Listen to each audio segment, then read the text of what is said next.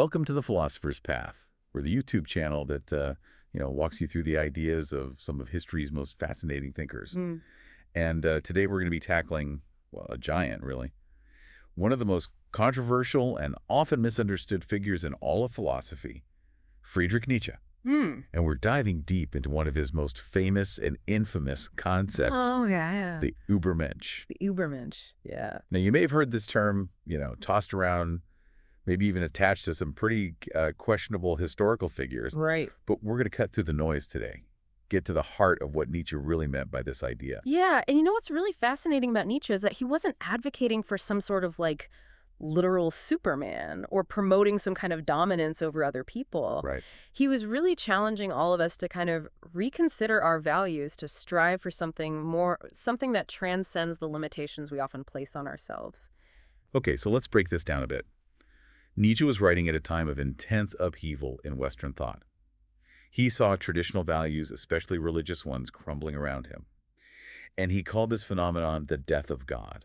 Right. Now, he wasn't literally saying that God had died. No. He was pointing to a monumental shift, a loss of absolute truth, and a decline in moral certainty. Yeah. And that's exactly where the Übermensch comes in. Nietzsche saw this death of God not as a tragedy, but as an incredible opportunity. Yeah. An opportunity for humanity to sort of create its own meaning, to define its own values, unbound by those traditional constraints. And that's the essence of the Übermensch, someone who embraces this freedom and carves their own path. So how do we even begin to understand this idea of the Übermensch? Is this some distant ideal, or is it something we can actually strive for in our own lives? Well, Nietzsche gives us a few clues. He talks about self-overcoming, this relentless pushing beyond our limits. It's not about achieving some specific goal, but about the journey itself, the ongoing process of growth and self-discovery. That reminds me of his will to power concept. Absolutely. It's not about controlling others, No. but about mastering yourself, right? Becoming the architect of your own destiny. Exactly.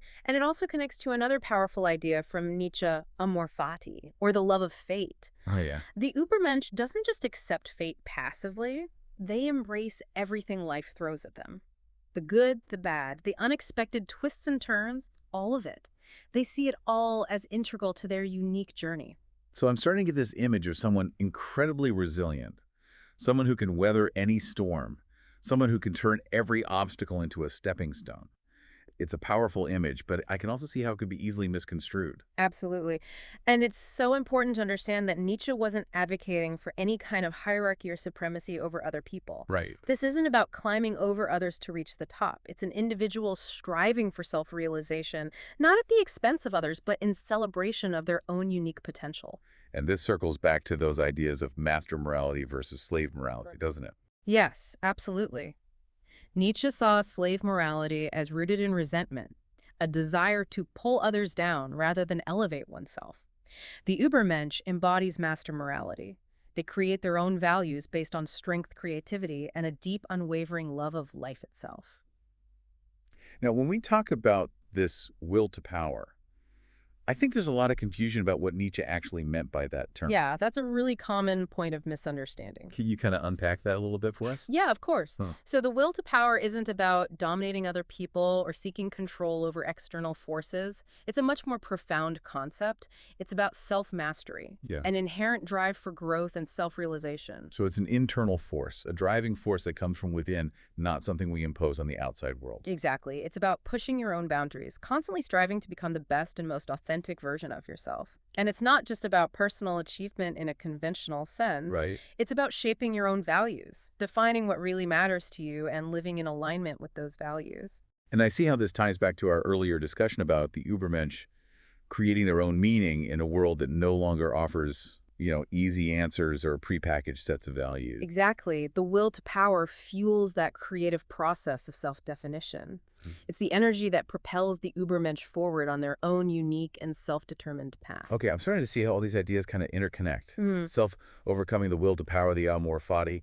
They all converge on this remarkable self-determination, this incredible capacity to embrace the fullness of life, even the parts that are challenging or painful. And that brings us to the concept of eternal recurrence. The idea that you would willingly relive your life exactly as it is with all its joys and sorrows over and over again. Wow. It's a really powerful thought experiment, a test of how deeply You embrace your own existence. Yeah, that's a mind-bending concept, I have to admit. Yeah. But I suppose for the Übermensch, someone who loves fate and has mastered themselves, it wouldn't be a terrifying prospect at all. No, not at all. It would be the ultimate affirmation of a life lived fully and authentically. Right, it would be a celebration. Exactly. It speaks to a profound acceptance of every aspect of life, a radical love for your own unique experience without wishing it were any different.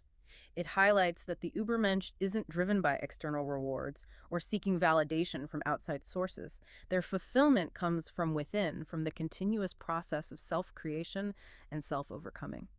You know, we've covered a lot of ground here, but I think it's important to address kind of the elephant in the room. Nietzsche's ideas, particularly the concept of the Übermensch, have been tragically misused and distorted throughout history. Oh, absolutely.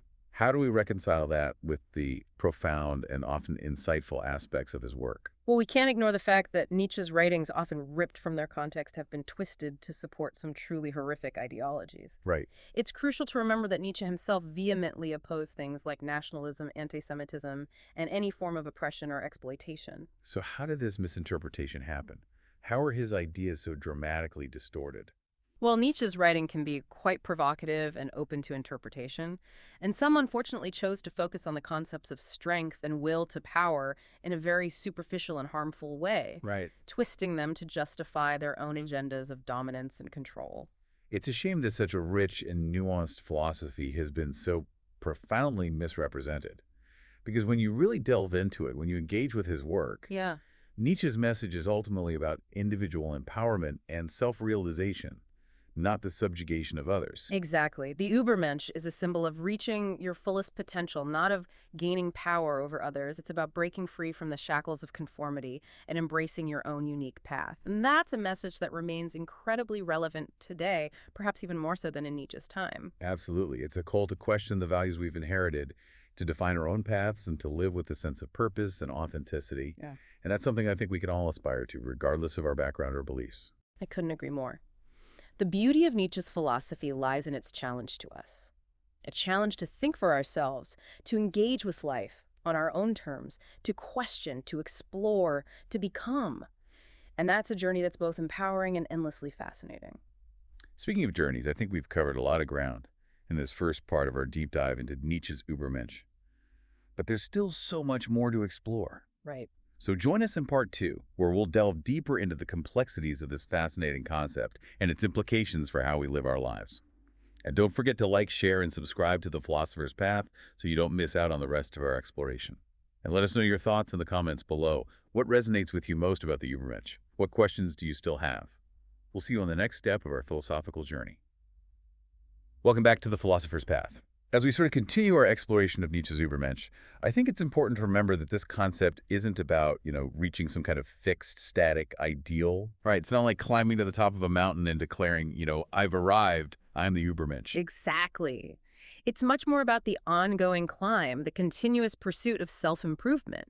It's like always knowing that there's another peak to conquer, another challenge to embrace, that constant striving, that relentless self-overcoming. That's really what defines the Übermensch. Yeah, and that brings us back to the will to power we were discussing earlier. It's that inner drive that propels us forward. Yes, and remember, the will to power isn't some aggressive force that's directed at controlling other people. It's more about the force of life itself, that inherent urge to grow, to expand, to create. And for the Übermensch, this will to power is turned inward. It's focused on self-mastery and self-realization. So it's about kind of shaping ourselves, almost like we're sculptors of our own being. That's a beautiful analogy. The Übermensch is constantly chiseling away at themselves, pushing past their perceived limits, challenging their own beliefs and assumptions. And this process is never truly finished. It's a continuous dance with life, a constant evolution. That sounds both exhilarating and exhausting, but I imagine that's part of what makes the Übermensch so captivating, right? This idea that we're not just passive passengers in life, but active participants in our own becoming. Absolutely. And this is where the concept of amor fati, the love of fate, comes into play. It's not about resigning yourself to just whatever happens, but about embracing it, all the good and the bad, as part of the rich tapestry of your life. So even the challenges, the setbacks, the things we might normally resist or try to avoid, those become opportunities for growth for the Übermensch. Exactly. They're not roadblocks to be feared, but chances to learn to grow, to deepen your understanding of yourself and the world. Remember, the Übermensch isn't seeking a painless existence. They're embracing the full spectrum of life with all its complexities and contradictions. And I see how all these pieces kind of fit together. The self-overcoming, the will, the power of the amor fati, they all point to this radical acceptance of oneself and one's, unique place in the universe. And that acceptance is key because it's only from a place of deep self-acceptance that we can truly begin to create ourselves to shape our values and live in alignment with them. This reminds me of Nietzsche's critique of traditional morality, particularly what he called slave morality. Hmm. He saw it as rooted in resentment and a desire to diminish others rather than elevate oneself. That's right. Nietzsche argued that slave morality, which he often associated with Christianity, was based on a fear of life, a denial of the will to power. It emphasized things like obedience, humility, self-sacrifice values that Nietzsche saw as suppressing our natural instincts for growth and self-expression. And in contrast to that, he proposed master morality, which is what the Übermensch Yeah, embodies. exactly. And it's important to note that master morality isn't about dominating others, as some people have misconstrued it. It's about self-mastery. It's about creating one's own values based on strength, creativity, and a deep love of life. It's about harnessing that power within rather than seeking to control the power outside of oneself. So the Übermensch is almost like a rebel, someone who challenges the status quo and dares to live according to their own internal compass. Absolutely. The Übermensch is a revolutionary figure. Not in the sense of, overthrowing governments or institutions, but in the sense of overthrowing the limitations that we place on ourselves. They're breaking free from the chains of convention and forging their own path, one that's authentic and true to their own unique being. And I could see how that idea would have been radical in Nietzsche's time. And even today, it's still a powerful challenge to the way many of us live our lives. Absolutely. Nietzsche's philosophy is a call to awaken, to shake off the slumber of conformity and embrace the fullness of our potential. And the Übermensch is the embodiment of that awakening, a beacon of individuality and self-creation in a world that often tries to homogenize us. Okay, I think I'm starting to really get the depth and complexity of Nietzsche's ideas. But one question that keeps coming up for me is, how does one actually become an Übermensch? Is there a roadmap, a set of instructions we can follow? That's the question, isn't it? And the truth is, Nietzsche doesn't offer us a step-by-step guide. There's no formula for becoming an Übermensch. It's not about achieving some predetermined goal, but about engaging in a process of continuous growth and self-transformation. So it's less about the destination and more about the journey itself. Exactly. The journey is the destination, as they say. The process of self-overcoming, of pushing past our limits, of constantly questioning and challenging ourselves, that's the essence of becoming an Übermensch. So it's an ongoing process of becoming rather than a fixed state of being. Precisely. It's about embracing the fluidity of life, the constant change and evolution that defines our existence. The Übermensch is always in motion, always striving, always becoming. That's such a powerful image. Yeah, And it suggests that we all have the potential to become Übermenschen in our own way. absolutely. The Übermensch isn't some superhuman being separate from the rest of humanity. It's a possibility that exists within each of us, a potential waiting to be unlocked. It's about tapping into that inner strength, that creative spark, that drive for self-realization that lies dormant within. That's incredibly inspiring. But I imagine it can also feel like a daunting task. To constantly be striving to never settle for complacency, to always push beyond our comfort zones. That takes a lot of courage and commitment. You're absolutely right. It's not an easy path. It demands honesty, self-awareness, and a willingness to confront our own limitations. But the rewards are immeasurable. The journey of becoming an Übermensch is a journey of self-discovery, of liberation, of embracing the fullness of who we are. So even though it's challenging, it's ultimately a path worth taking. Without a doubt. Because in the end, it's not about achieving some external goal or validation. It's about living a life that's true to ourselves, a life that's brimming with meaning and purpose. I think that's a message that resonates deeply with all of us. This desire to live authentically, to create ourselves to become the best versions of who we can be. And Nietzsche's concept of the Übermensch provides a framework for understanding and pursuing that desire. Absolutely. And it reminds us that this pursuit is a lifelong journey, one that requires constant effort and vigilance. But it's a journey worth taking for. It leads us to the most profound and rewarding destination of all ourselves. Well, I don't know about you, but I'm feeling incredibly inspired right now. Nietzsche's philosophy is so challenging and thought-provoking, but it also offers this incredible vision of human potential that's truly breathtaking. I agree. And I think there's still so much more to explore in this rich and multifaceted philosophy. Join us in part 3 as we delve into some of the practical implications of Nietzsche's ideas and how they can help us navigate the complexities of life in the 21st century. Don't forget to hit that like button and subscribe to The Philosopher's Path for more deep dives into the world of ideas. Welcome back to The Philosopher's Path. So as we wrap up our deep dive into Nietzsche's Übermensch, I'm wondering what are some practical takeaways from this concept? How can we apply these ideas to our everyday lives, even if we're not, striving to become literal Übermenschen? Yeah, that's a great question because while the Übermensch might seem like this distant, almost mythical figure, Right. there's actually so much we can glean from Nietzsche's philosophy that we can apply to our own lives regardless of who we are or what we do. So it's not just some abstract intellectual exercise then? Not at all. Nietzsche was deeply concerned with, how we live, how we make choices, how we create meaning in a world that often feels meaningless. Hmm. And I think one of the most potent takeaways from his work is this really powerful emphasis on self-responsibility. Okay. And how would you connect that to the Übermensch? Well, think about it this way. The Übermensch really embodies self-responsibility. They don't rely on external authorities for guidance or validation.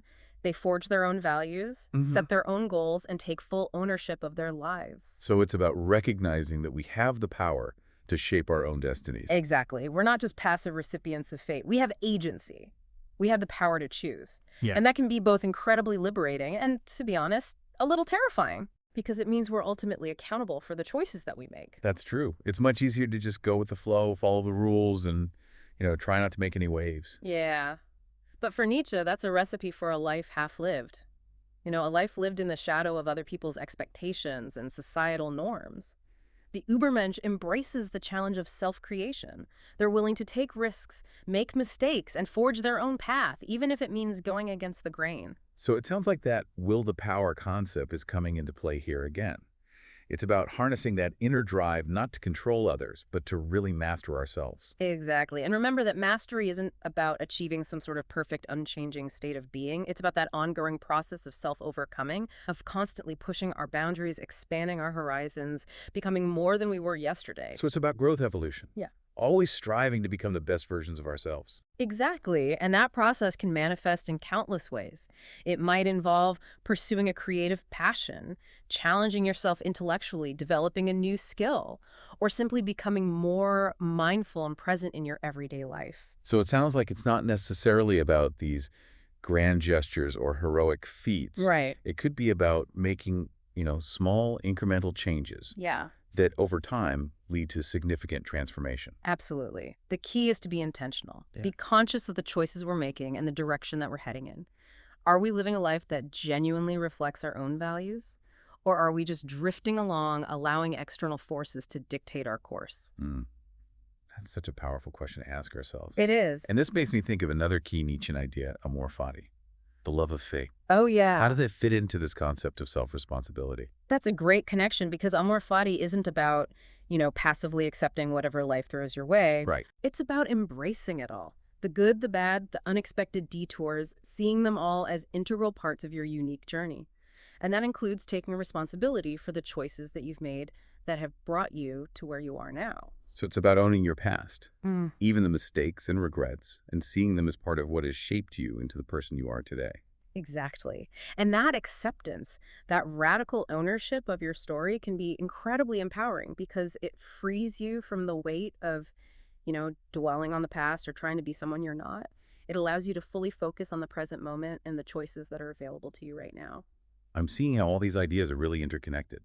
The self-responsibility, the will to power, the amor fati, they all point to this idea of living a life that's both deliberate and accepting, both striving and embracing. That's a beautiful way to put it. It's about finding that delicate balance between pushing ourselves to grow and accepting ourselves as we are, between shaping our destinies and surrendering to the unpredictable flow of life. We've been talking a lot about the individual level, but does Nietzsche's philosophy have anything to say about how we relate to others? Because sometimes it can come across as, quite individualistic, almost isolating. Yeah, that's an important point. And it's true that Nietzsche emphasizes the importance of, cultivating your individuality, of developing your unique perspective and values. But that doesn't mean he advocates for a solitary life or disregard for other people. So how do we reconcile those seemingly opposing ideas? Well, Nietzsche believed that strong individuals, those who have cultivated their own strength and self-awareness, are actually better equipped to engage in meaningful relationships with others. Oh. They're not threatened by differences, they don't feel the need to conform, and they can really appreciate and respect the individuality of those around them. So our individual journeys of self-discovery can actually enhance our relationships with others. Exactly. When we're secure in ourselves, when we're not constantly seeking validation or approval from other people, we can connect with them on a deeper, more authentic level. That makes sense. If Yeah. we're always trying to please others or fit in, we're not really being true to ourselves, are we? Right. And that inauthenticity creates barriers in our relationships. But when we're comfortable in our own skin, when we embrace our unique quirks and perspectives, we naturally attract people who appreciate us for who we truly are. And that kind of genuine connection is what makes life so much richer and more fulfilling. Absolutely. And it's something the Übermensch, with their strong sense of self and their love of life, is well equipped to experience. So even though the Übermensch is often portrayed as this solitary figure, they're not necessarily alone. Not at all. They might carve their own path, but they do so with an open heart and a genuine desire to connect with others who share their passion for life, for growth, for self-discovery. So as we wrap up our deep dive into Nietzsche's Übermensch, what's the one key takeaway you'd like our listeners to remember? I think the most important thing to remember is that the Übermensch isn't some distant, unattainable ideal. It's a symbol of the potential that resides within each of us, a potential for growth, for self-creation, for embracing life in all its fullness. So it's a call to action, an invitation to embark on our own journeys of becoming. Precisely. And while that journey might be challenging at times, it's also incredibly rewarding because it leads us to the most profound discovery of all ourselves. Beautifully said. I think that's a perfect note to end on. Thank you for joining us on this philosophical adventure. And to all our listeners out there, keep questioning, keep striving, keep becoming. You never know what heights you might reach. And as always, don't forget to like, share, and subscribe to The Philosopher's Path for more deep dives into the world of ideas. Until next time, keep those philosophical wheels turning.